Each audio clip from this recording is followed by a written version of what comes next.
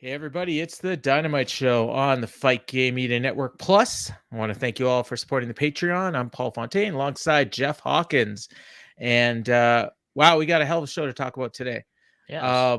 Yeah, we do. Noteworthy as hell. And I normally I'll tweet out something about 15 minutes before the show ends and wait for replies. And I went and did some stuff, come back to my computer, and my mentions just blew up. So a lot of people interested in this show. So I assume a lot of you are listening, and we'll definitely give our takes, and we'll read off your takes and all that stuff. But It's been a pretty good week for wrestling oh my God, overall. yeah. I mean, between us, I just recorded a show, and it'll be it was with Brandon Thurston and Garrett Gonzalez, and it'll be on Fight Game Podcast on WrestlingObserver.com.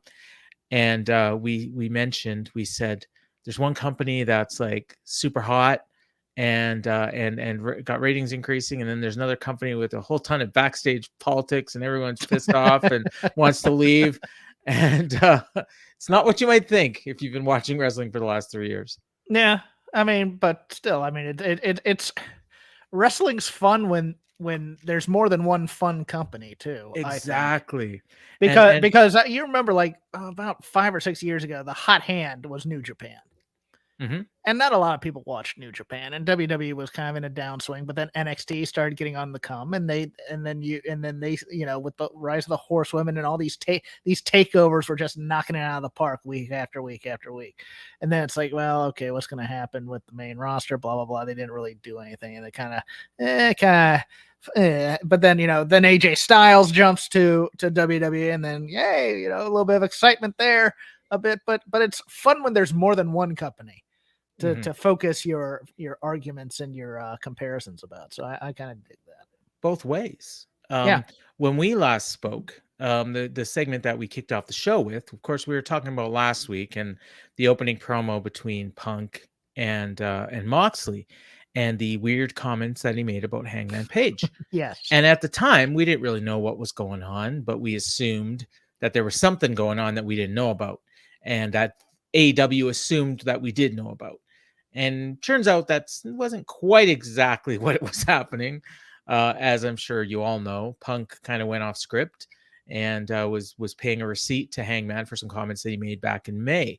And I actually went back and reviewed notes because I tell you guys, I think I've maybe mentioned on the show, I take notes and then I send them from the computer that I'm taking the notes from to the computer I'm recording on. So I actually have all my notes in my. Paul is a very good student. He pays much attention in class and takes copious notes. Exactly. So I was actually able to go back and read the notes.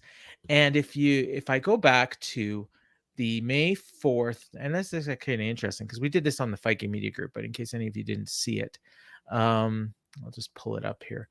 So on the May 4th Dynamite, Hangman Page said, "It would be easy to talk about how he's looking forward to having an all-time classic. At Double or Nothing, there's going to be no handshake, no masturbatory Bret Hart Trivias match. He's going to destroy CM Punk. He heckles a fan with a Punk shirt and says he's going to want a refund if he doesn't burn it first. Tells him Punk isn't here. He's out filming a TV show. Says he will embarrass him. It'll be the fight of his life." And I wrote down it was maybe the best promo he's ever cut as a champion. I remember thinking that the masturbatory Bret Hart comment was a little over the edge and a little bit a bridge too far. I think the speculation at the time was that he might be going heel. Yeah. Right? Yeah. So the next week, Punk comes out and does an interview. I wrote down that he's sucking up to the fans. This is before the Page interview, right? This is the week before the Page interview. So he's sucking up to the fans. He asks himself if he still can do this, and he can. He said he's a fan of Page. He brings up not liking Kingston. And he says he can't promise a win. He'll give 110% of himself, tells Hangman he'll always bet on himself. And that's where we thought, well, he probably wasn't going to win based on the way he was talking. So then the next week, here's the one. Yeah, because remember the week I actually sent myself old notes. So these came out. So the next week is when they were in Long Island. And Punk, basically was a complete and total heel. Mm-hmm. And then he comes out and he says, they're face to face. And he says, "Are you mad, Hangman? You're taking it personal. I don't know why you don't like me. I don't know why they don't like me." And he swears, "I'm going to shake your hand after Double or Nothing." Now, obviously he's paying heel here, but he also was face to face with Punk with Page, and he could have said something, and he didn't. Now there was apparently another comment, and I can't find it, but he referenced Punk as a locker room cancer. Locker room cancer. I remember this one. Yeah. Yeah, and that was on Dynamite too? I believe so. Yeah. Okay, so that's the one that apparently Punk was all pissed off about. Yes. And That's rightfully probably so. should. Yeah. Now at the time, I thought that they were just building. I actually honestly thought they were building to a Punk heel turn, because like you had Eddie Kingston saying bad things about Punk. You've got Hangman saying bad things about Punk. I think Danielson may have as well, or Mox or somebody, but it was the baby faces didn't like Punk. Yeah, so I'm looking at my notes from the week after Long Island, and there's nothing there. So it could have been like they had a face to face, but they didn't say anything. They did the cheer, boo, pop, and they said Page is a pissed off cowboy. So they didn't actually say anything that week. Hangman was having a match with Takeshita. That was the awesome match that everyone was raving about, and Punk was on commentary. So that was that week. So anyways, like Page started this. I mean, no question, and he deserves a lot. Yes, and it was probably in service of Colt Cabana. Yes, in some ways, his friendship. Because he was mad that Colt Cabana was essentially banished to ROH, which, I mean, he's getting a paycheck, but yes, ROH doesn't exist. I mean, I'm sorry. I mean, they do a pay-per-view, and Tony remembers that he owns a company, but right now they don't exist. There's a bunch of people that theoretically have contracts to work there, but they don't have any work to do. Kind of like NXT UK is going to be in a couple weeks. Yeah, well, no, they're going to a farm. They're going to find other territories and become NXT Europe. Oh yeah, yeah. So I mean, again, I've been pretty vocal about my displeasure for CM Punk, and really, it's not even CM Punk; it's Phil Brooks. But I didn't realize the legit heat between the two of them.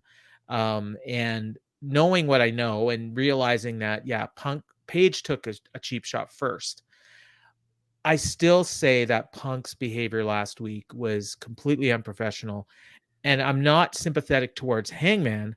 I'm sympathetic towards AEW because he sabotaged their lead babyface on live TV, made him look like a chump, and his whole character is that he's a cowboy. Yes.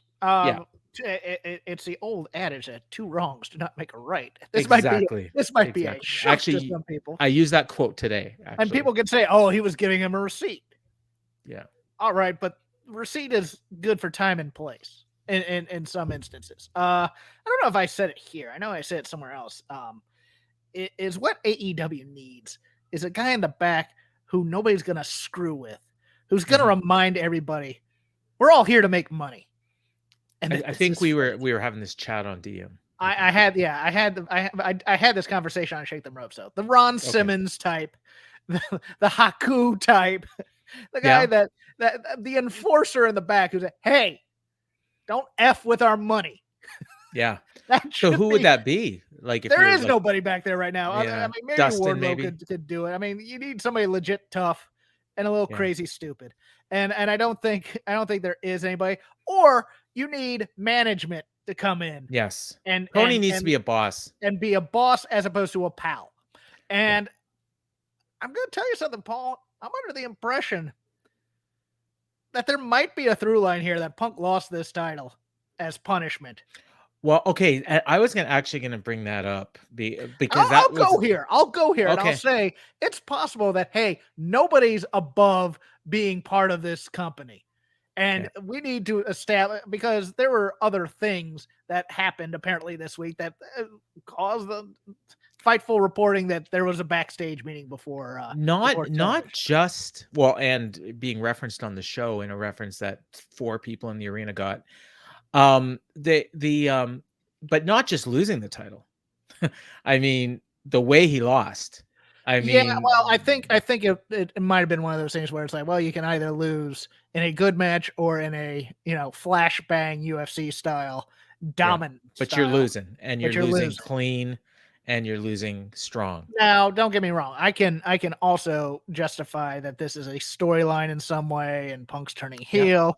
I'm not saying that this was the reason. I'm saying right now, 15 minutes after the show, whatever it is, now almost 30, you could convince me that this was a punishment and Punk decided to take his punishment and like a man and lost his title. And now it leaves the main event for All Out rather interesting. Wouldn't you say? Oh, absolutely. I mean, one of the questions I had for the Twitter audience was, who do you think he's going to face? And I mean, I didn't really get too many viable responses other than the one basic one that I have was, a rematch, Punk again. And then, of course, the natural fly that was on my microphone. I had to mute myself problem for a second. No problem. And I was having a conversation with, a prominent former wrestler and, that I'm friends with. And, we back and forth. And he's like, Yes. well, how can you do that match when, he's teasing that he fucked up his ankle? And I'm like, I don't know, but there's nothing else they're teasing. Let me also put this out there. I don't think it is, but I could genuinely see that Punk wasn't ready to come back. I mean, he was a little ginger on the foot when he came off the top rope after his intro. This could all be a work to say, hey, he needs some more time. We need to get the belt off of him for now. And run with this, as opposed to because the interim thing is hurting ratings and is hurting Moxley. Well, I don't actually agree with that, but it's possible. Well, I mean, if Mox didn't keep bringing it up, I mean, I think most people don't care that he's the interim champion. I think I don't either, but I think there is possibly an internal aura about it, and could be, yeah, absolutely. Certainly, the guys care. I mean, Mox. Here's something we'll bring up later, though, and I'll add this as a little teaser. Saying all that about how Hangman and Page have acted, I have some questions about Britt Baker's promo tonight. How about Britt Baker's promo on Friday? That too. I mean, you know what? Like,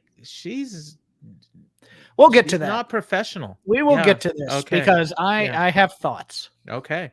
Well, so I was just floored, by what everything that went down this week, and so by the end of it, we come out of it thinking, I was a little hard on Punk maybe because, in the sense that I thought it was more or less unprovoked, and clearly Page went over the line with a comment that, he shouldn't have made on live TV.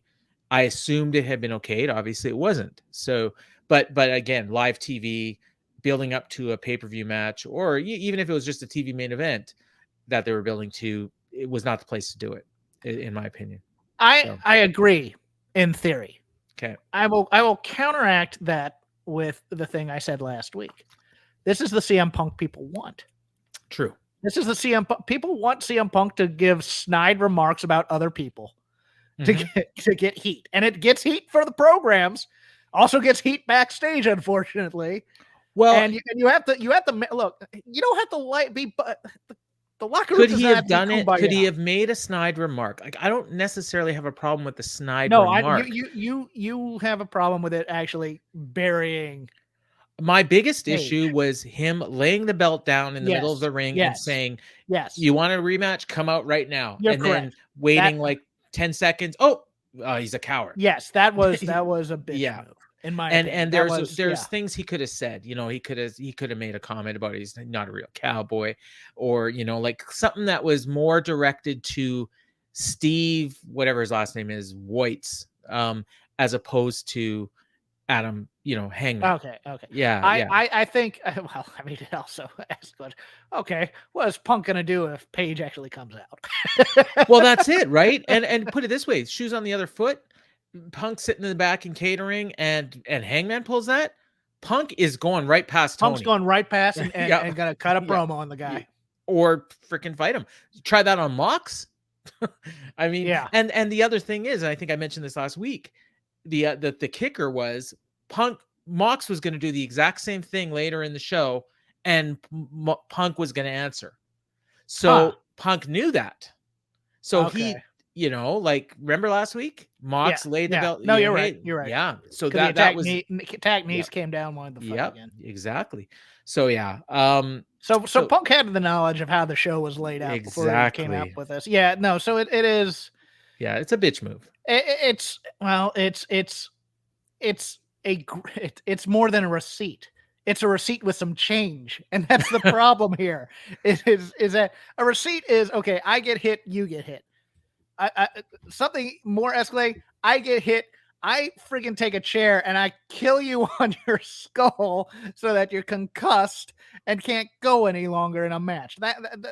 There's receipts that are at their own level and there are receipts that are not at their own level. This was one that was not.